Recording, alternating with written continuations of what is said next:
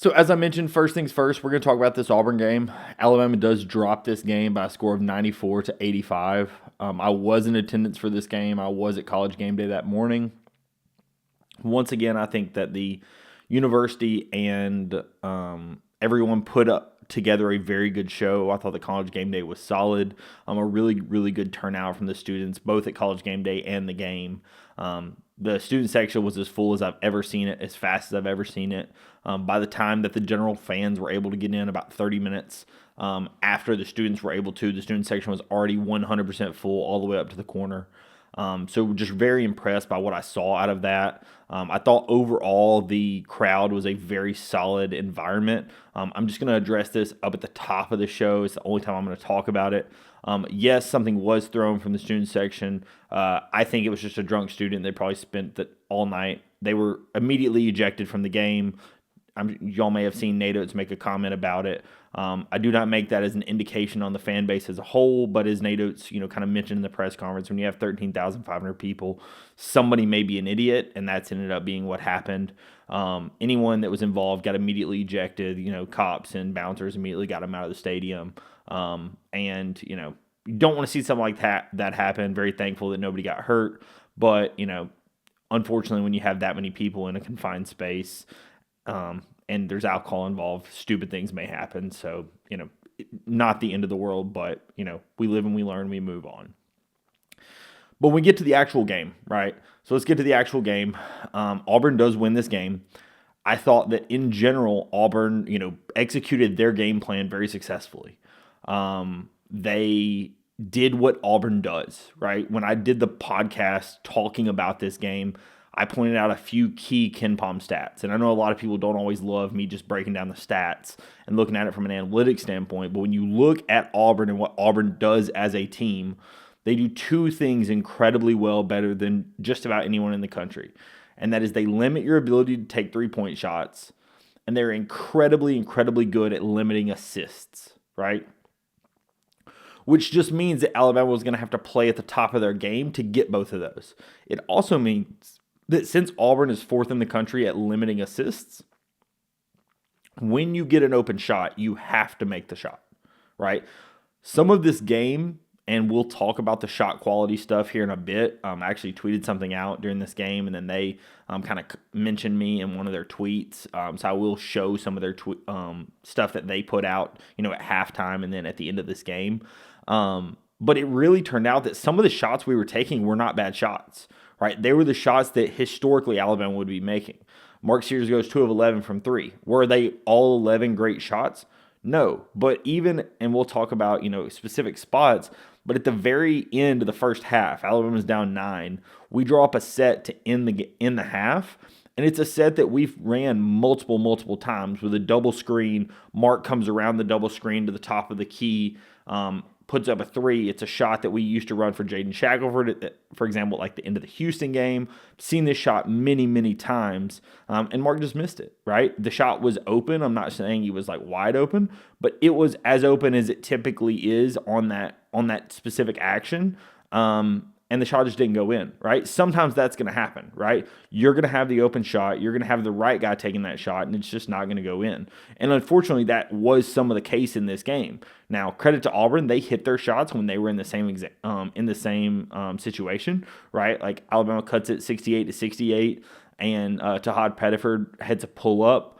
Alabama gives him a little bit of space. He hits a pull up in transition to hit a 3 to cut it to 71-68, and then Alabama never ties the game really again. Right? So it was a situation where Auburn hit their shots when Alabama wasn't, but I don't want any Alabama fan to think, oh, Alabama just, all they did was just go get blocked or go do this or go do that. I think that the game plan actually was not terrible, right? Alabama only gave up 7 turnovers. If you tell me coming into this game we're only going to have 7 turnovers, I probably take it, right? We out-rebounded them by 9. Both Cliff and Grant had 12 rebounds. Super happy about that. We double them up on offensive rebounds, right? Really happy with all those stats. The 2 stats that kill us in this game is Alabama was under 50% from layups and from around the rim. We've talked about how good Alabama has been this season. I think as of right now, let's see, Alabama currently still sits at third in the country in 2-point percentage at 60.3%. So this game puts us, over 10% under our season average. And then Alabama shot, and I will give you the exact stat. Alabama shoots 19.2% from three, which for a season, even if you don't include our SEC numbers, which have been much better since Chris Youngblood is entered the fold, but our full season numbers on that are 33.9, and Alabama shoots 19.2. Those two numbers are just not good enough to win a game of this magnitude, to win a game against a team as good as Auburn. Now, are those stats good enough to beat some other teams in the SEC? Sure, right? I don't think Alabama played particularly bad defense. I thought that there were moments in which Alabama didn't play the best defense, but I thought that at moments Alabama was just playing the analytics. They were playing what they expected to happen, right? Janai Broome takes 2 threes early, and it really felt like Alabama obviously was defending him, but was not too worried if he took the shots because they knew Janai Broome's a 28% three-point shooter. He took 2 more threes later on in the game and bricked both of them, right? They really weren't even all that close. So it was a situation, and I tweeted this out, and this is why the shot quality people quoted me, was Alabama. I said, Alabama needs to not lose their cool. Auburn's shooting really hot right now. We just got to sit down, defend, and play our game, right? Everyone was talking about, oh my gosh, Auburn hit this three. This guy hit this three. And when you look at the shots that were made early in this game, the only three that was made that was a truly terrible three, right? We can't give that three up, was the three that Miles Kelly made, right? He's one of their best three-point shooters. You can't give him an open three. You got to be on him. You got to be there at the catch. That has to be a super contested shot. The contest was late, so you can't be that on that good of a three-point shooter. I was not as concerned about the three-point defense on Janai Broome. I was not as concerned about the three-point defense on Chaney Johnson. Both of those guys shot better than what their average is, and, you have to do that if you're going to beat a team like Alabama. So credit to them, right? But I do think that there was a situation where Nate was playing a little bit of the averages. It worked against Chris Moore. Chris Moore puts up 3 shots. We don't defend him on any of the 3. He goes 0 of 3. Right? Alabama was using the Elliot Kudo and Seth Trimble strategy that he used in the Sweet 16 last season, right? They were hitting some shots at one point in that first half. Second half, they don't hit anything. And Alabama, does the strategy of I'm not even going to defend them, right? So this is, when you look at how Nate Oates defends some of these players, especially a team that has some really elite guys, and especially an elite interior presence like Janai Broome, at times he's using his players and playing the analytics of, I don't want these other guys to get off shots, but if this guy does, it's okay, right? I'm going to play the numbers. And the numbers did not work early in this game. And the problem was the Auburn numbers were going in their favor, and the Alabama numbers were going in not our favor, right? Alabama goes 2 of 15 from 3 in the first half, and they were not really bad shots. So we'll bring up the shot quality stats, and I'll show those here, the first and second half stats. So first half at halftime, the score was 42-33. The shot quality guys had this as a 47-46 game, right? So Auburn slightly underperforming what the shots said they should be. Alabama drastically underperforming by about 14 points. A fairly close game, but obviously Alabama just not making the shots where Auburn was. Then when you look at the full game, and I'll pop it up here on the screen as well, the full game, Auburn goes 94 points, Alabama gets 85 points. Shot quality looks at Auburn at 90, should have been 90, so Auburn overperforms by 4 points. Alabama should be at 106 given the same shots. Alabama underperforms by about 21 points. When you look at a player-by-player breakdown and see what they think each player kind of should have been at, the big difference is if you see on Auburn's side, they have 3 guys that all overperformed. Denver Jones, Chad Baker-Mazora, and Chaney Johnson. All of them overperformed, within the realm of what they could have done. And then when you look at Alabama's guys, we have 3 guys that were, cold by comparison stake. Mark Sears incredibly cold. Grant Nelson, underperforms, and Mo Diabate underperforms. And again, this is not a what they think going into the game or the number of shots someone takes, right? This is a how good were the shots you actually took, right? So when you dig into the box score, for example, Mohamed Diabate goes 4 of 9 from 2. There have been multiple games this season. He goes 7 of 9, right? The shots around the rim are something that he's been very, very good at, and some of those just weren't falling. Now, some of that has to be good defense on Auburn's part, absolutely. But some of those are, he missed a shot that he typically makes. He doesn't get the bounce he normally gets, whatever the case may be, right? I know he also had his thumb taped up, which may have contributed to one of the free throws being an issue. But either way, this is a situation where, he just missed some shots he doesn't always miss. Grant Nelson goes 5 of 10. Mark Sears goes 2 of 6. Again, these are guys that typically, over the season have shot much better at the rim than these numbers indicate. And that's something that you can't have in this kind of game against a team like Auburn, right? When those stats all come together all at one time and Auburn shoots near around their average, right? 40%, when you look at how good of the three-point shooters Auburn is, 40% is not outside of the realm of crazy. They've got 4 guys at around 40% from 3. I fully expected that to be a possibility. But if Alabama shoots at 35%, 34%, around our average, this is a very close game. If Alabama gets close to our average from 2, this is, again, a very close game. This is a game that really was just a matter of Auburn played to what they were capable of, and Alabama just didn't. Now, you then go to ask the question, was it a situation of the guys were too hyped up with game day? I don't know, maybe. Was it a situation where, Alabama has played better on the road this season than they have at home? I think that had part to do with it.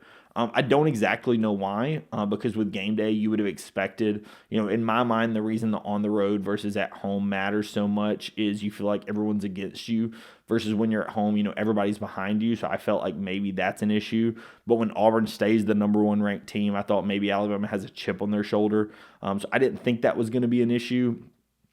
Maybe it was, right? I don't know the answer to that question.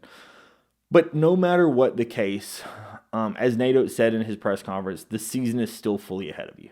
No matter what, you still have a chance to have a tie of the SEC championship. If you're to win out, you guarantee yourself a tie. Even if Auburn wins up until our game next. So your season is still fully ahead of you. You still have 6 more ranked teams, so you have to turn around and move on and play to your potential. There are some things you can draw from this game that were positive, right? And so I don't want to be all negative about, oh, this didn't happen, that didn't happen. I think there are a handful of things that you can draw from this game that were very positive. So let's talk about some of those really quick, and then we'll move on. First things first, you did get Darion Reed back.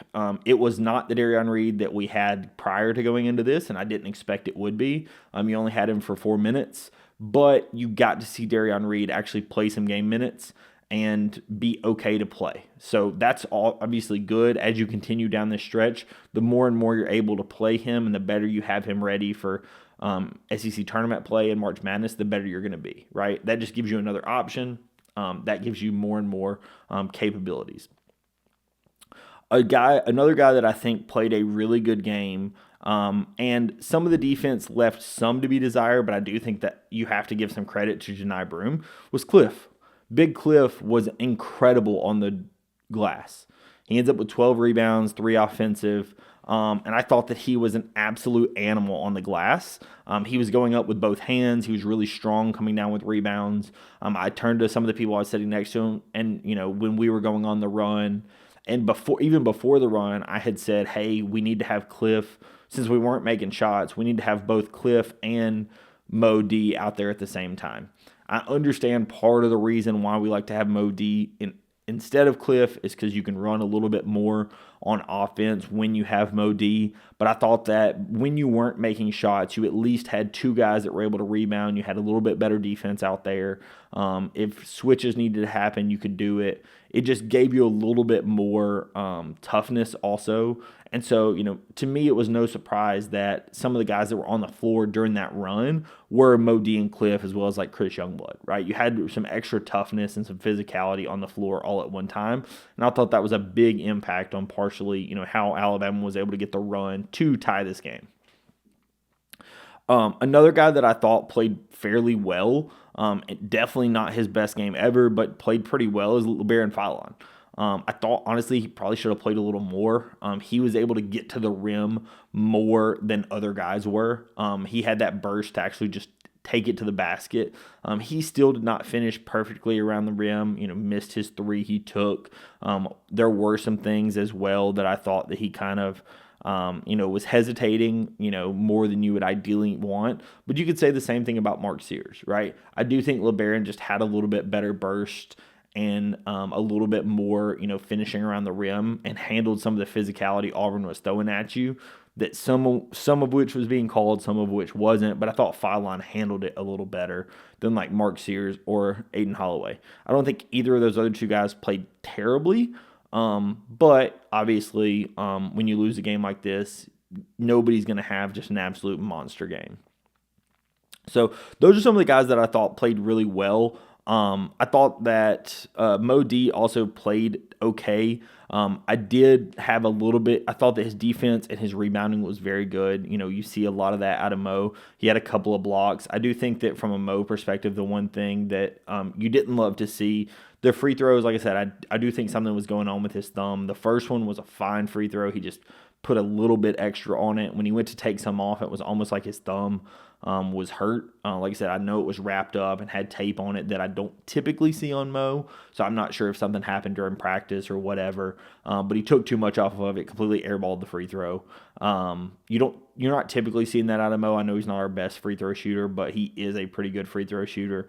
But again, that 4 of 9 from the free throw or from the inside the arc, that's the problem. Usually around the rim, Mo's a little bit better at finishing than that. And just for whatever reason, it didn't happen today, right? Or didn't happen on Saturday. So that is a problem when you're looking at it. That's something you're going to want to see us clean up. But I do think that it was not a situation where Alabama just had the worst game plan ever and Alabama, was running their head into a wall. There were a couple of moments where it felt like Alabama was driving to the rim, hoping to get a foul call. Because we have a lot this season, and some of which, were coming towards me, and I thought they were foul calls. They didn't get called, right? In a big game like this, there were moments in this game where the refs swallowed their whistle, and then there were stretches where they immediately blew the whistle on things that I didn't even think were calls. So I do think that the officiating was a little odd in this game, but I don't think it was the difference. The difference is you just didn't hit your shots, right? You had the shots to hit, right? It wasn't even a situation that you didn't get the shots off. I know if you're to ask Nate Oates, in his opinion, you didn't get enough shots off because the game plan was to be able to take a few more, and Auburn took more than you did, and to limit some of Auburn's, and Auburn gets 30 off, Alabama only gets 26 off. But I'm going to credit that to Auburn's defense as much as I'm not going to discredit Alabama's defense. I thought that overall the game plan was okay. Again, if you just hit 3-4 more threes, which puts you near your season average. Now, if you go 8 of 26 from 3 and hit, 1 or 2 more rim twos, like this is a tie game, right? Alabama had the shots capable and they just didn't fall, right? It's going to happen some games. Some games you have a Texas game where you shoot well above your season average and looked like absolute dynamite. And sometimes you have a game like this and shots just aren't falling. Credit to Alabama to even have this be a, single-digit game down late. There for a moment, Janai Broome misses like 4 straight free throws, and it looked like Alabama was going to have like some amount of tiny life at the very end. But either way, the fact that you got it as close as you did, shooting as poorly as you did, credit to them, right? You're going to have another crack at Auburn. Honestly, because of how Alabama has played on the road this season, you'll learn a lot in this Missouri game as well as in this upcoming Tennessee game. But if Alabama can play well at Missouri and then potentially go into Tennessee and win that game, it would not shock me if Alabama plays better in Auburn Arena than they did in Tuscaloosa. I don't know why, but this team, for whatever reason, has done a little bit better on the road. And sometimes that happens. So that's what I have to say about that game. Like I said, there's a lot to unpack. I don't want to go be all doom and gloom, but I do think that there's some things you can take away positively and negatively from this game. We lost, you move on, you go to the next. The bracket experts don't have Alabama moving a single spot. Alabama's still the number 2 overall seed. still a number one seed. It happens, right? When you play a top team, sometimes you lose, and that just happens. So I'm not going to cry too much about this one. Does it hurt? Does it sting? Sure. But you move on, and you survive, and you go to the next. It's not like your season's over. So you learn things from this game, and we'll go to the next one.